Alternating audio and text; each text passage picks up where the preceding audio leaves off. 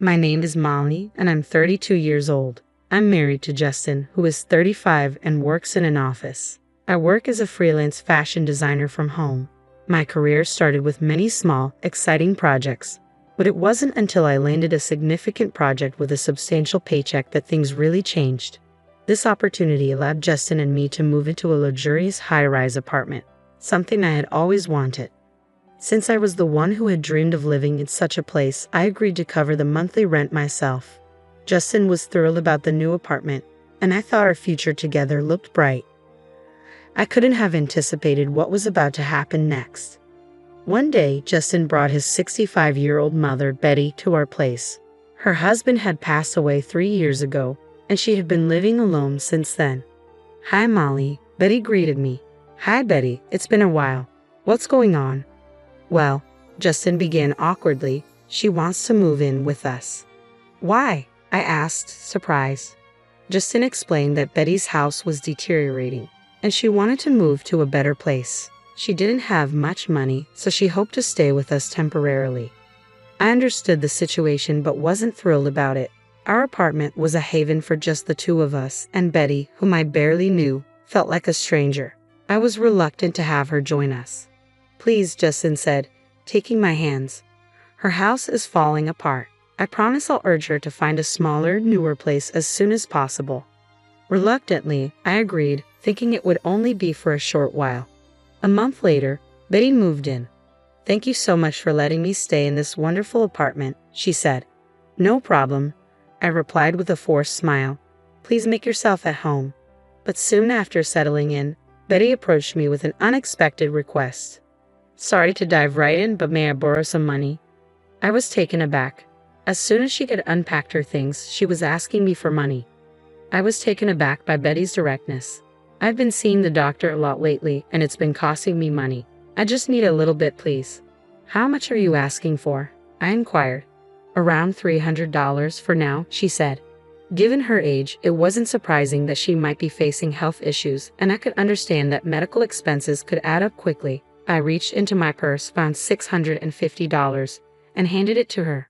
Then, one day, Justin came to me with a request. I was unsettled, fearing it might be related to Betty. "You know, we should get a new car," he said. I was so surprised that I nearly fell out of my chair. "What do you mean? We just bought a car 2 years ago." "Well, it's too small," Justin explained. I couldn't understand why the size of the car mattered. It was sufficient for the two of us, or 3 if you counted Betty. Why did the size need to change? "My mom doesn't like it," Justin added. I was baffled. Why was Betty complaining about a car that wasn't hers? "She wants a more luxurious car, like a Mercedes," Justin said. I was completely lost. Changing cars for such a trivial reason seemed unreasonable. Besides, could Betty even drive? "I'm not buying an expensive car. Tell her it's not happening," I said firmly. At the time, it was clear to me that this request made no sense. Betty's complaints about the car seemed to never end, and soon she came to me again, asking for money. "My medical bills have become more expensive, and I'm falling behind on payments. Could you help me out again?" she pleaded. "Should I be concerned about your health?" I asked, worried. Betty hesitated before responding. "Not really. I'm just feeling a bit depressed and having trouble sleeping. The therapist is quite costly. I'm really sorry for asking." "I understand. How much do you need this time?" I asked. "About $1,000, she said. $1,000. I was taken aback. The amount seemed excessive for therapy, though I wasn't well versed in the costs. "I'm sorry," I said, "but my insurance only covers a limited number of sessions fully, and after that, I have to pay half of the charges." "I see," Betty replied. "I'll get it by tomorrow."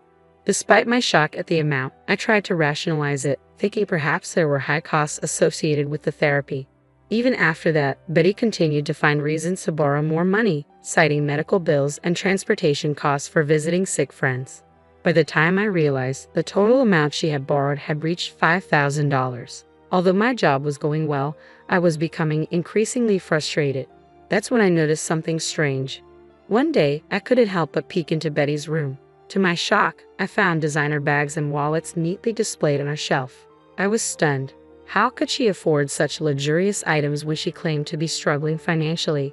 She had borrowed so much money from me, yet her room was filled with expensive goods. I grew increasingly suspicious of the medical bills she'd been asking for. A month later, Betty approached me again, asking for more money with no hint of remorse. "Can you please wait?" she said casually. I decided it was time to confront her. I called Justin, who seemed unaware of the situation. "I need to ask you about Betty," I said. "What exactly is she using the money for?" "What's going on, Molly?" Justin asked, clearly confused. Betty mumbled something about therapy sessions and prescriptions, but I pressed further. "And what about the designer clothes, bags, and other items? Are you really seeing a therapist?" "Of course," Betty replied, but her hesitation was clear. "If that's the case, show me the receipts. You must have them, right?" I demanded. Cornered by my questioning, Betty was at a loss for words. It became evident that she wasn't using the money for her well-being, but for something else entirely. Justin, still puzzled, asked, "Wait, what are you guys talking about?" "Betty has been spending the money she borrowed from me, more than $5,000, on luxury items," I explained. "Even so, you're being too aggressive. Can you talk to her more gently?" Justin said, his loyalty clearly lying with his mother. In other words, he was a mama's boy. "I don't have receipts," Betty admitted. "I have been shopping and dining out with friends." I was taken aback. "You seem so relaxed despite claiming to be broke. You didn't seem depressed at all. If you've been lying, you need to pay me back immediately." Betty's eyes were full of desperation. "I can't come up with that amount right away." Frustrated, I pointed to the designer items in her room. "Sell all of those things. If you can't, then move out." Justin, ever the defender, intervened. "Hey, you're being unfair. She deserves a little luxury too." "I wouldn't call it luxury," I shot back. "More than $5,000 has been squandered. This feels like a scam." Justin countered, "You're being disrespectful. Just because you're paying the rent doesn't give you the right to be so arrogant." "If you're unhappy, then you can leave," he said. "What?" I was incredulous. I was reaching my boiling point. Steam seemed about to burst from my ears as I glared at him. "Did I say anything wrong? You're the one who brought Betty here in the first place. You do nothing but lounge around at home. Thanks to you, I'm stuck living with this mess. You're so condescending, it's infuriating." "Get out now," I snapped. Rage consumed me. "Fine. Don't regret this," Justin said, grabbing only the essentials and leaving the apartment. I found a new place quickly. As a remote worker, I could do my job from anywhere. I wasn't fixated on living in a high-rise as long as my new home was comfortable. So now, what was next? I had no intention of returning to that place. I had been covering the rent on my own, and I assumed Justin had no interest in taking over. Even if he wanted to, his paycheck wouldn't be enough to cover it. My income far exceeded his. I consulted with a realtor who had assisted me before. I explained that, due to personal reasons, it had become very difficult to manage the monthly rent. Although I could technically afford it, I chose to downplay my situation. "I'm sorry to hear that. What would you like to do?" the realtor asked. I asked for his help with the situation. One day, while I was working, I received a call from Justin. "What's going on?" I answered, puzzled. "Why didn't you tell me?" Justin demanded. "I was told to move out because the lease was canceled." "Yes, I asked the property agent to break the lease," I explained. "Since I don't live there anymore, I don't see why I should continue paying the rent." "But my mom and I still live there," Justin protested. I was stunned. "What? That's absurd. I don't live there, so why should I keep covering the apartment? If you're in trouble, you should talk to your mom and maybe sell some of her things to raise the money," I suggested. I was incredulous and frustrated. It seemed Justin's sense of entitlement had no bounds. I spoke with a hint of sarcasm. "Well, you were the one who wanted to live in a high-rise. If you're not ready to move, why don't you take over the lease yourself?" "Oh wait, you probably can't afford it with your salary." Justin seemed at a loss for words. "You know, you should be able to manage a modest apartment. So go ahead and deal with it. Move in with your mom." "Are you kidding me?" I retorted. "My mom has already used up her savings from selling her house. I don't have any extra funds myself. How do you expect me to find a new place?" "That's not my problem," he replied. I couldn't understand how he still had no savings when he had been relying on my income. The entitlement and irresponsibility of both him and his mother were astounding. "You've brought this upon yourselves with your foolishness," I said. "From now on, figure it out on your own." "Are you saying we should be homeless? You're still my wife," Justin pleaded. "I've told you, figure it out elsewhere. I'm done with this. Goodbye." I hung up the phone. A few minutes later, my phone rang again. It was Betty. "Mally, I'm really sorry," she said, her voice trembling. "I will pay you back, so please don't kick us out." Her tearful plea surprised and saddened me. I didn't want to lecture her, but I felt I needed to explain.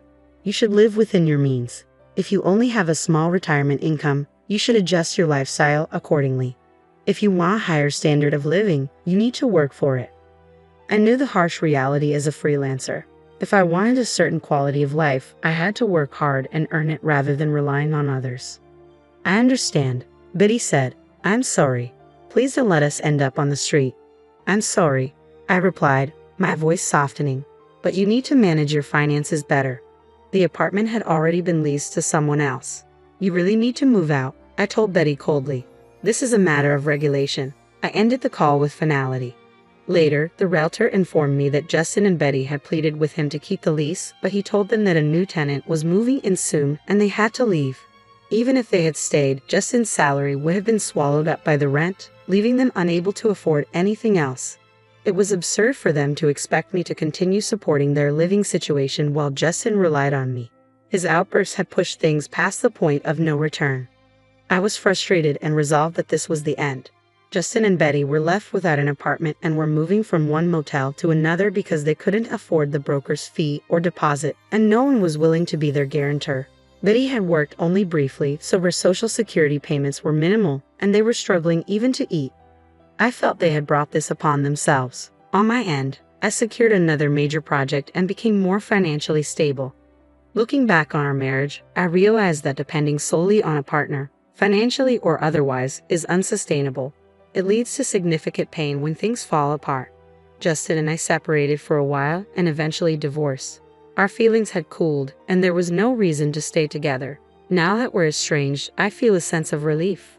If I were to marry again, I'd be more discerning. The divorce taught me valuable lessons about life and relationships, and I plan to take my time finding the right partner.